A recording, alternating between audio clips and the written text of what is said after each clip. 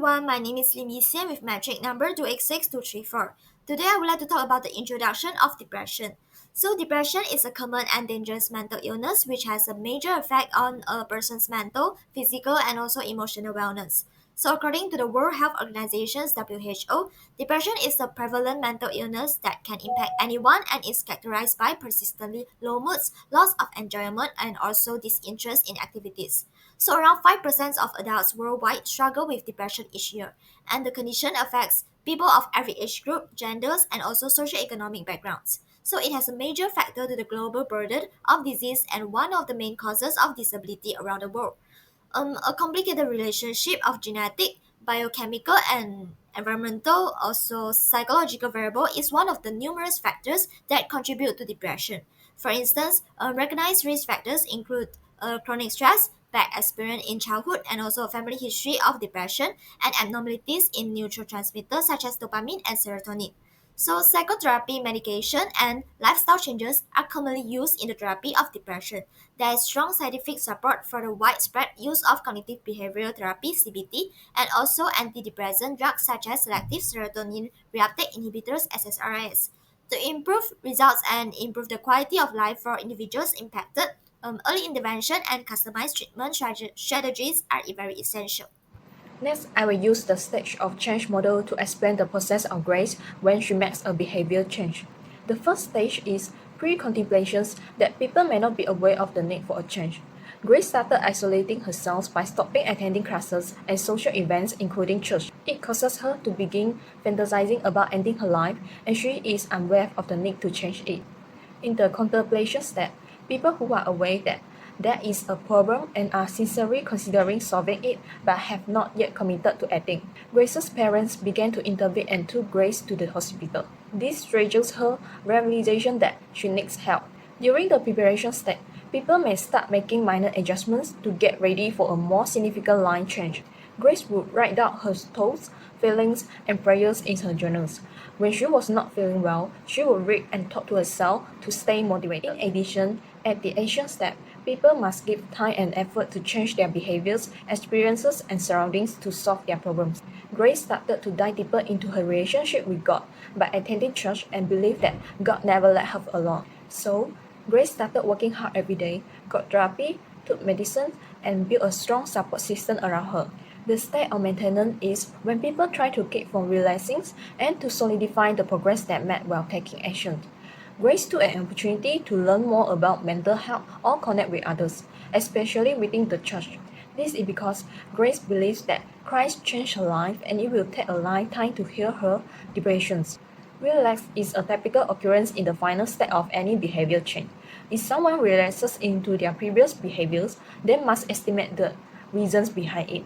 Depression is often a long-term or recurring mental illness, so Grace may experience cycles of this state in her life. Pharmacological treatment is a treatment that involves the use of medication. The main pharmacological treatment is the use of antidepressant medication. The function of the antidepressant medication is to help control biological symptoms and physical symptoms such as sleep disorder, fatigue, loss of appetite, and weight changes.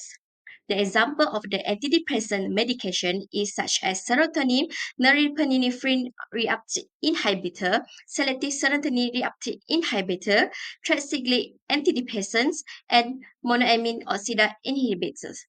This function of the medication is to help balance neurotransmitters such as serotonin, dopamine, and norepinephrine to treat symptoms of depression while providing rapid physical relief. Non-pharmacological treatment is an approach that emphasizes psychology, social, and behavior aspect in helping patients deal with depression without any side effect. This treatment help provide long-term skill to patients in managing their emotion, thought, and behavior. For example, such as cognitive behavior therapy, CBT, interpersonal therapy, IPT, and dialectical behavior therapy, DBT. This treatment aim to help patients change negative thinking pattern and unproductive behavior by replacing them with a more balanced and positive outlook. Assalamualaikum warahmatullahi wabarakatuh. My name is Nur Faizatu binti Aziz. My metric number is 285722 from Group 3. We'll be presenting about the historical treatments for depression in the past. Early treatments for depression were closely tied to the belief of their time, often attributing the condition to supernatural or spiritual causes. Hippocrates describing depression as resulting from an imbalance of the for bodily humors, particularly an excess of blood bile. In medieval Europe, depression was often seen as demonic possession or divine punishment, leading to treatments like prayers, exorcism, and rituals. Beginning of depression in the 19th and 20th centuries, where Emil Kraepelin categorized it as a factor of manic depressive disease and emphasized its biological origins.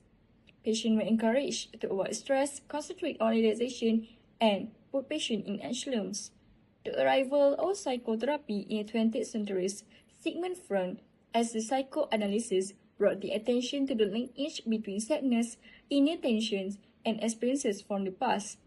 As in the middle of 20th century, Aaron Beck was developing cognitive behavioral therapy (CBT) to identify and change negative thought processes underlying depression. The discovery of antidepressant drugs during the 1950s where TCAs increased neurotransmitters such as norepinephrine and serotonin. Good day, doctor. I'm Divashini Gunasagaran with matrix number 286122. So, I'll be presenting the consequences of management methods. The first one will be ancient methods, Hippocrates, which is focused on lifestyle, diet, exercise, and herbal remedies. This method provided general health benefits but lacked a focus on physiobiochemical aspects. This method also provided limited relief but did not address a mind-body connection. So the second one will be medieval treatments. This one is based on ritual beliefs, prayers, exorcism, and rituals. This treatment offered communal support but increased a stigma. During this era, depression was viewed as moral failure or demonic possession. Now, moving on to the 19th and early 20th century. In this era, depression was recognized as a mental health issue.